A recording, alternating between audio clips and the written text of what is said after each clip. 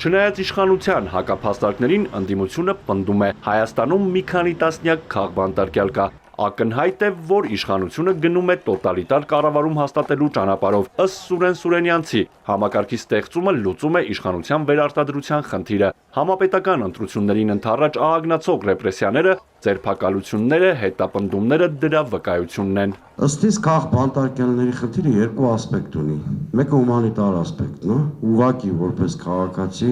մենք չենք կարող հանդուրժել, որ երկրում լինեն քաղկալանավորներ, ցանկացած նորմալ քաղաքացու պարտքն է ընդվզել այդ վիճակի դեմ։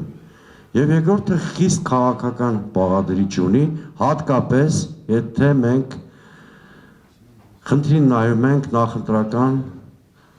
համատեքստում։ Որևէ երկրում, որտեղ կան քաղբանտարկյալներ, վտանգված է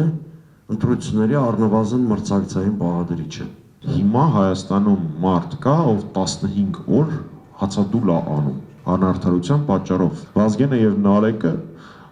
որոնք հայտնի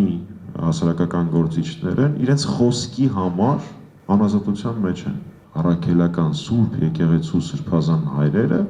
անազատության մեջ են։ Մեկին տերորիստ են փորձում անվանել, մյուսին փորձում են պուտչիստ անվանել, ամենահայտնի բարերարներից մեկը մի քանի վայրկյանանոց խոսքի համար հայտնվել է անազատության մեջ, շարունակում է լինել անազատության մեջ, որովհետև տնային կալանքը նույնպես անազատություն է։ Դեմոկրատական այլընտրանք կուսակցության նախագահ Սուրեն Սուրենյանցի նախաձեռնությամբ կազմակերպված քաղբանտարկյալների թեմայով պանելային քննարկման մասնակիցներն ընդգծում են, մեր երկիրը մի այնպիսի բարդ փուլում է, որ իշխանությունը վերածվել է հաշվեհարդարի միջոցի։ Իշխանության գալուց հետո այս իշխանությունները հետևողականորեն սկսեցին իրավական ռեպրեսիայի այդ մեխանիզմի աշխատեցման գործընթացը եւ 2018 թվականից սկսած ըստ էության իմ հիմնական նաև առաքելությունն է եղել զգուշացնել մարդկանց, որ չի կարելի լռել, որովհետև երբ որ ռեպրեսիվ մեքենան գործի է դրվում, հետո նա արդեն սկսում է կլանել բոլորին, անկախ նրանից նրանք քաղաքական դերակատարություն ունեն, թե չունեն, եւ մարդիկ ըստ էության իրենց ազատ խոսքի համար, իրենց հավաքներին մասնակցելու իրավունքի համար կարող են դառնալ այդ նույն ռեպրեսիվ մեքենայի զոհը, ինչը մենք տեսնում ենք այսօր։ Իշխանությունը պնդում է, որ Հայաստանը ժողովրդավար պետություն է, քաղբանտարկյալներ չունենք։ Հիմնավորում են, թե որևէ միջազգային կառույց ազատազրկված քաղաքացիներից որևէ մեկին քաղբանտարկյալ չի համարում։ Ազգային ժողովի մարդու իրավունքների պաշտպանության մշտական հանձնաժողովի նախկին նախագահ, պատգամավոր Էլինար Վարդանյանը կոնկրետ փաստերով է հակադարձում, վկայակոչելով ԵԽԽՎ բանաձևը։ Ես կուզենայի, որ մի քիչ այսպես իրենք էլ փորձեին խորանալ եւ կարդալ ԵԽԽՎ բանաձևը, 1900 բանաձևը, որտեղ որ ամենևին չկա որևէ պահանջ, որ միջազգային կազմակերպությունը ճանաչի անձին քաղբանտարկյալ, բավարար է, որպեսզի անձը, ում իրավունքները խախտվել են, այսպես բավարարի այդ 5 չափանիշներից որևէ մեկին, եւ անձը բնականաբար չպետք է ճանաչվի քաղբանտարկյալ։ Նշեմ, որ մենք միջազգային էլի մի շարք պարտավորություններ ունենք, քանի որ բազմաթիվ միջազգային պայմանագրերի մասնակից ենք, այդ թվում քաղաքական եւ քաղաքացիական իրավունքների դաշնագրին միանալով մենք պարտավոր ենք ապահովել հավաքների ազատություն, արտահայտվելու ազատությունը, քաղաքական գործունեության ազատությունը,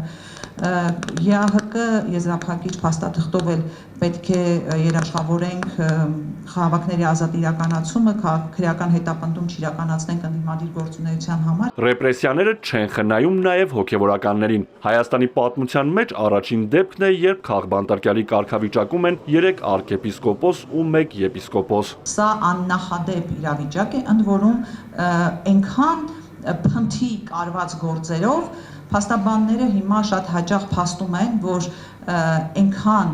ամենաթողությունը այն աստիճանի է հասել, որ իրավապահ մարմինները ջանքել չեն գործադրում այդ գործերը սարքելու ընթացքում։ Այսինքն կապ չունի ինչ որակի գործ կսարքեն, միևնույն է գնալու են դատարան, պահանջելու են կալանք եւ կալանքը տալու են, որովհետեւ իրենք ունեն կոնկրետ դատավորներ, ովքեր վստահաբար կալանք են տալու, եթե հետևեք լրահոսին կամ սոցիալական ցանցերին կտեսնեք, երբ որ կալանքի միջնորդություններին ու փաստաբանների մոտ սկսում է հումորը, թե արդյոք գործը մակագրվելու է Մասիս Մելքոնյանին, թե ոչ, որտեղ եթե այդ մարդու անունը կա, ուրեմն կալանքը վստահաբար լինելու է։ Ունենք մեր վերլուծությունը, որ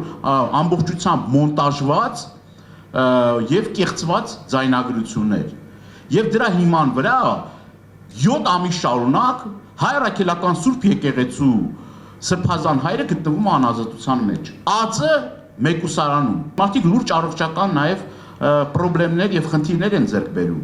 Ինչպես նաև Սամվել Կարապետյանի պարագայում Անկախ տարաձայնություններից քաղաքական ուժերը պետք է համախմբվեն ու պայքարեն քաղբանտարկյալներին օր առաջ ազատ արձակելու համար։ Խնդրի լուծումը պետք է լինի բոլոր հարթակներում, այդ թվում փողոցային պայքարով։ Հասարակությունը նույնպես պետք է ակտիվ լինի ու դուրս գա լռության ու անտարբերության ճիրաններից, այլապես այս իշխանության ռեպրեսիվ մեքենան կանգ չի առնելու։